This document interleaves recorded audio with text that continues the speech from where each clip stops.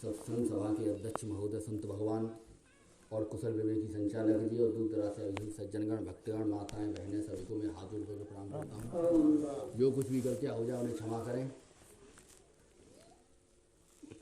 मुझसे पूर्व वक्ता बहुत ही अच्छा बोल के गए। हम यहाँ पर जो एकत्रित हुए हैं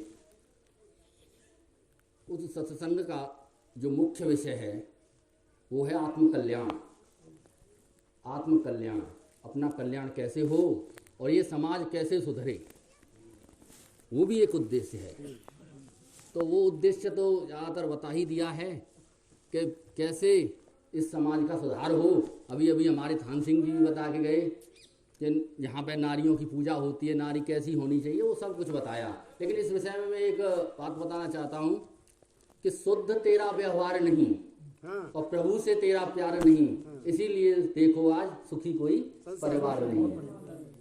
तो ऐसा है कि परमात्मा से प्यार होना जरूरी है। तो परमात्मा से प्यार का अर्थ भी कई रूपों में होता है।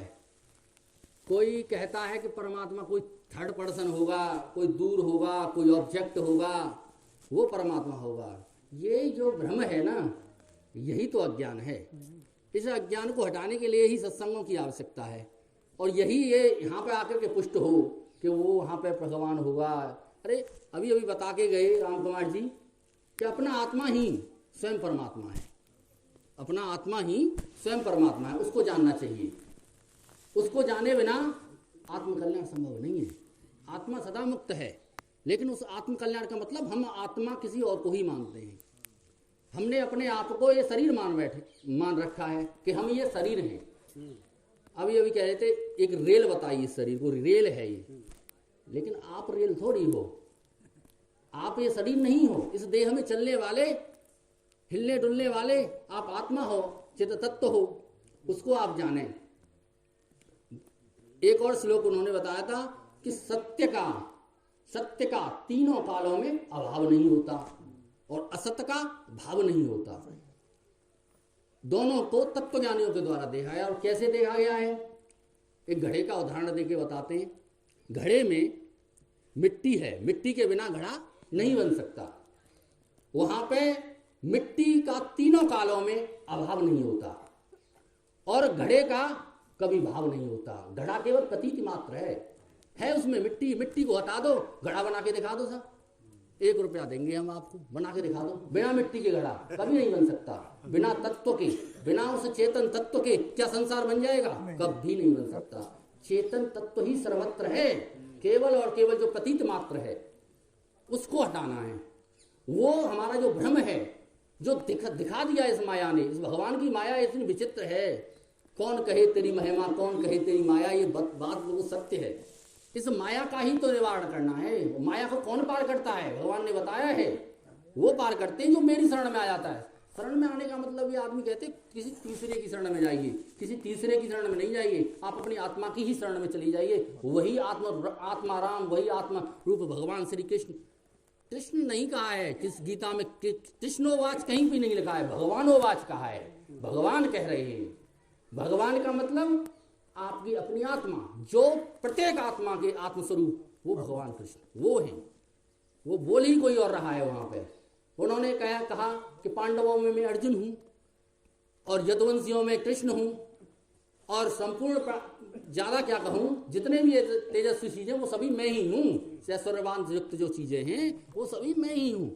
तू ज्यादा झंझट में मत पर, केवल इतना जान कि अन्वय व्यतिरेक के द्वारा मुझको जान ले। बुद्धिमानों में बुद्धिमान मनुष्य वही है जो उस परमात्मा को जान ले। और आप यहां पर तो चीज समझ गए कि घड़े में मिट्टी का अभाव नहीं होता, लेकिन क्या यहां पे आप समझ गए हो बहुत से ऋषि मुनियों ने ये दृष्टांत बनाए हैं, बहुत ही अच्छी बात, हम जैसे मूर्खों को समझाने के लिए। लेकिन ये दृष्टांत ही सब कुछ नहीं है। इन दृष्टांतों के द्वारा उस अर्थ को पकड़ा जाता है जो कि परमात्मा है। क्या यहाँ पर हम समझ गए कि मन कुछ नहीं है, मैं चेतन तत्व ही हूं, मैं मन को देखने वाला हूं, ऐसा आप जान गए हैं? नहीं जान गए हैं। उसको जानने का विषय है।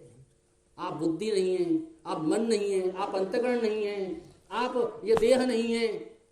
ये तो आप स्वीकार ही नहीं करते कि मैं तो देह ही हूँ, ये देह न रहेगी तो मैं मर ही जाऊंगा। ऐसा हो ही नहीं सकता, क्योंकि आप स्वप्नों में जाते हैं, वहां पर आपको वो स्वप्न जो है सत्य सा भाषित होता है। आप ये नहीं कहते हो उस समय जब आप स्वप्न देख रहे होते हो, तो आप यही कहते हो कि यही हूं मैं, और यही ये नहीं कहते कि मैं वहां पर सो रहा था, अब मैं स्वप्न देख रहा हूं। स्वप्न में जब जाग करके कहते हो कि अरे यार ये तो स्वप्न था, लेकिन आप तो वहां थे। फिर आप गैर निद्रा में चले जाते हो, नींद में, गहरी नींद में। तो गहरी नींद में जब आपका होश ही नहीं है, तो आप ब्रह्म हो भी गए, वहां पे सब कुछ शांत हो भी गया, आपका मन बुद्धि चित्त अहंकार सब कुछ, तो आप हो भी गए, तो क्या हो गए तो आपको पता ही नहीं है। तो जो बुद्धि है ना, वो एक जानने का काम करती है, जागृत बुद्धि, जो उस परमात्मा में तद्रूप हुई बुद्धि, निश्चल बुद्धि, उसी के द्वारा ये एक देहरी पर रखा हुआ दिया है बुद्धि, वो दिखा दे संसार को, वो ही दिखा दे परमात्मा को। भगवान ने कहा है कि जो मुझको भजते हैं उनको मैं ऐसा बुद्धि योग देता हूं। बुद्धि योग का मतलब वो ऐसा एक तत्व ज्ञान, जो जिसके उस तत्व ज्ञान को प्राप्त कर लेता है, उस आत्मा को जान लेता है, आत्मा को पा लेता है। मतलब आत्मा को जानने का अर्थ ये है, आत्मा तो सभी का जानने हारा है, वो जानने में नहीं आता, लेकिन उसको अनुभव करना स्वयं से ही, स्वयं को अपने में, वो बुद्धि से परे है। उसको जानना हमको चाहिए। जब तक हमने उसको नहीं जाना, उसको अनुभव नहीं किया, जब तक एक काम, क्रोध, लोभ, मोह, जितने भी विकार हैं संसार में, वो हमको विचलित करेंगे ही। जो अभी कहा कि जो शीत सुख दुख से जिसका अंतःकरण विचलित नहीं होता, किसका अंतःकरण विचलित नहीं होता? उसका अंतःकरण विचलित नहीं होता जो उसमें स्थित हो चुका है, समत्व भाव में स्थित हो चुका है, जो उस परमात्मा तत्व में स्थित हो चुका है, उसका अंतःकरण विचलित नहीं होता। वो सभी भोगों को भोग करके भी उसका अंतःकरण विचलित नहीं होता। अर्जुन ने सभी युद्ध भी किया, कितने योद्धा हमारे, लेकिन वो तब भी पाप को प्राप्त नहीं हुआ, क्योंकि वो आत्मा तत्व को जानते, उनको वही ज्ञान कराया भगवान कृष्ण ने। इसलिए उस ज्ञान को हमको ग्रहण करना चाहिए, उसी से हमारा कल्याण संभव है। इन्हीं बातों के साथ मैं अपनी वाणी को बढ़ावा देता हूँ। जय श्री कृष्ण। जय श्री बहुत सुंदर बोले भाई साहब। आगे पक्का है महाराज जी